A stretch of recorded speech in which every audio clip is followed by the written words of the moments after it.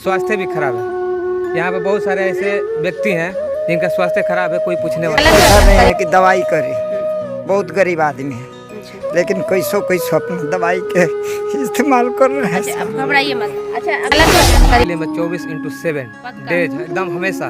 सुन लीजिए, लाइव में बोल रहे हैं, अगर ये मदद नहीं की तो हमारे पास जरूर आइएगा। सबसे पहले हम इनका क्लास में बता रहे हैं, आप अपना नंबर दे दीजिए इन लोग ना हमरो मदद की है, हमरों को मदद की है, हमारे माई का मारला में यहाँ के कुछ मदद की है। हाँ। अच्छा, आप लोगों का दुख वगैरह होता है तो आते हैं आप लोगों से, मतलब मिलने, चाहे जो भी समस्या होती है? हाँ आते हैं। बात ये असल है कि नवयुवक है और नवयुवक इनको चाहता है। यहाँ पे इतना व्यवस्था कुव्यवस्था है कि कोई देखने वाला नहीं है। चुनाव के समय केवल लिट्टी मुर्गा बटा जाएगा, इसी में जनता भरम जाती है।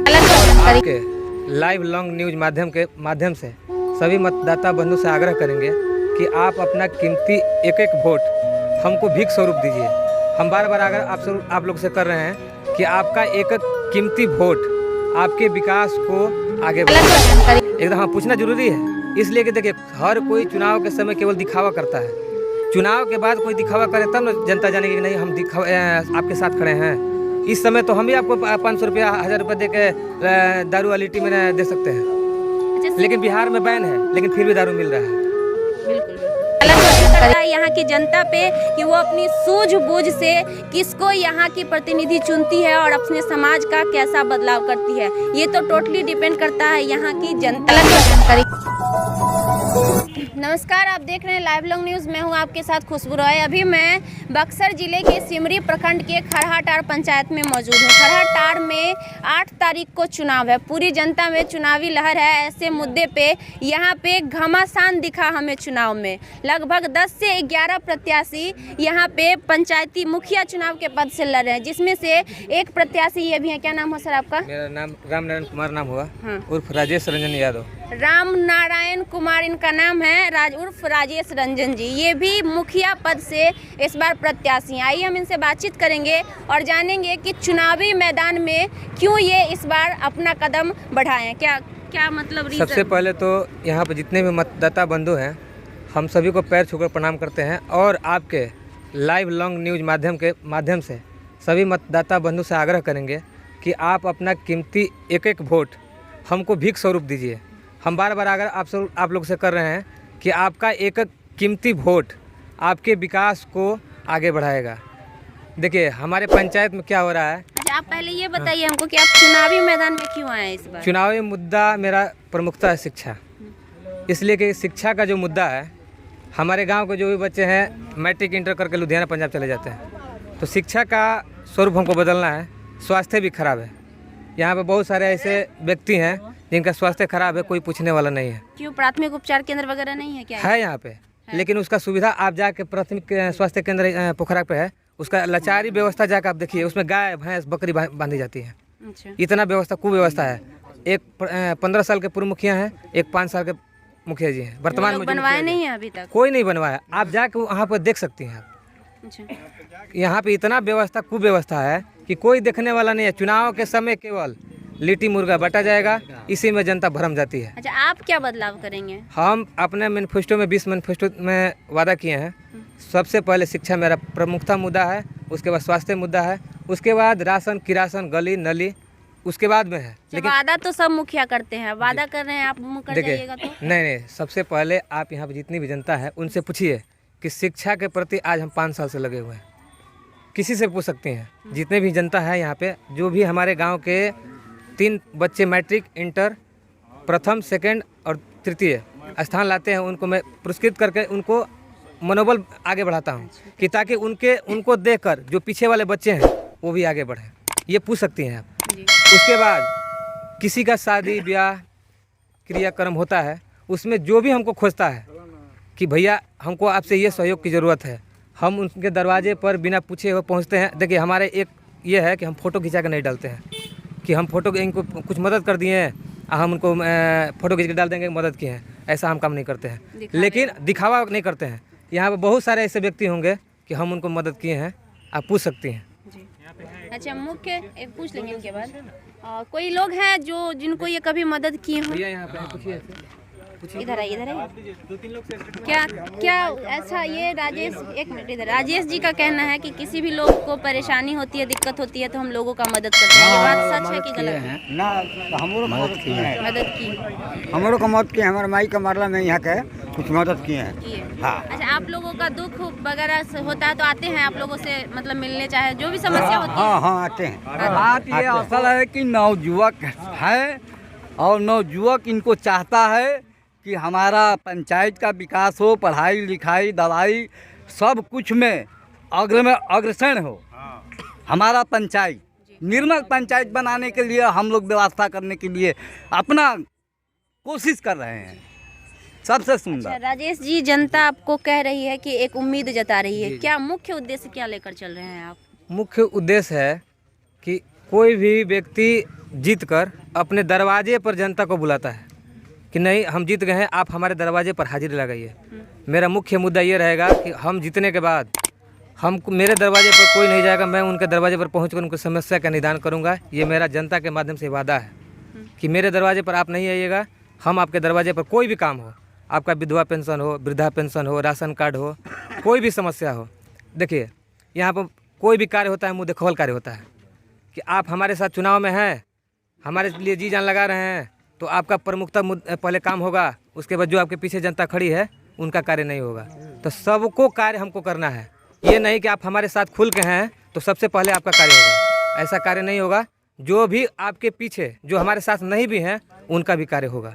अच्छा, सुनने में आया है आपके गांव में मुर्गा, दारू, रसगुल्ला वगैरह सब बट रहा है, आप क्या क्या बांट रहे हैं? हम तो अभी कुछ नहीं बांटे हैं। हाँ? हम कुछ बांटे नहीं हैं। आप नहीं बांटे हैं तो फिर आपको वोट कैसे देगी जनता? वोट हम देखिए, हम उनके पैर पकड़कर वोट मांग रहे हैं, भीख मांग रहे हैं, ना कि हम मुर्गा दारू खिलाकर हम किसी वोट। हाँ, मदद करते हैं हम, किसी को अगर ज़रूरत होता है तो ये खुल कर बोल रहे हैं कि हम मदद करते हैं। अच्छा, अभी कोई जनता होंगे जिनको आपकी ज़रूरत होगी मदद की, कोई दिक्कत होगा तो आप उनका मदद करिएगा? अभी जिनको ज़रूरत है हमसे मांगे, अभी मदद किए हैं, कल मदद किए हैं। आप जाकर तो आगे भी आज कल परसों अगर किसी को कोई दिक्कत हो, लाइव चल रहा है चुनाव आपका, के बाद भी अगर जनता हमसे मदद खोजेगी उनके लिए मैं 24/7 पक्का? डेज एकदम हमेशा।